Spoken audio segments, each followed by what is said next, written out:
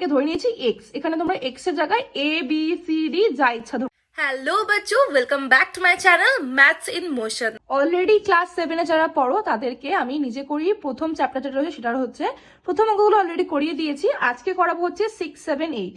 Actually তোমাদের একটা আজকে করাবো, বাকি তিনটে বা বাকি দুটো যেটা থাকবে সেটা তোমরা এমনি করতে পারবে, এত ইজিলি তোমাদের আমি বুঝিয়ে দেবো। আচ্ছা, প্রথম যে অঙ্কটা দিয়েছে সেটা কি লিখেছে, একটি সংখ্যার 1/3 অংশের সঙ্গে 20 যোগ করলে হয় হচ্ছে কত, 35। সংখ্যাটা তাহলে কি, মানে এই যে বলছে যে একটি সংখ্যার 1/3 অংশ, তাই এই যে একটি সংখ্যা সেই সংখ্যাটা কি।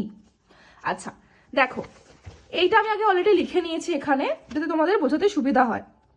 আমরা এই যে একটি সংখ্যা এটাকে ধরে নিয়েছি এক্স, এখানে তোমরা এক্স এর জায়গায় এ বি সি ডি যা ইচ্ছা ধরতে পারো, বাট সেটা একটা সংখ্যা হতে হবে।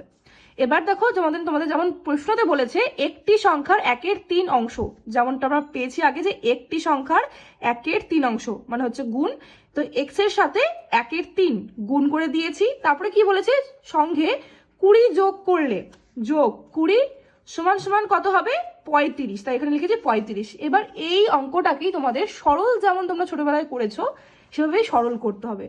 যারা সরল করতে পারছো তারা সরলটাকে বার করে দাও, যে এক্স এর মানটা কি হবে এটাকে বার করতে হবে।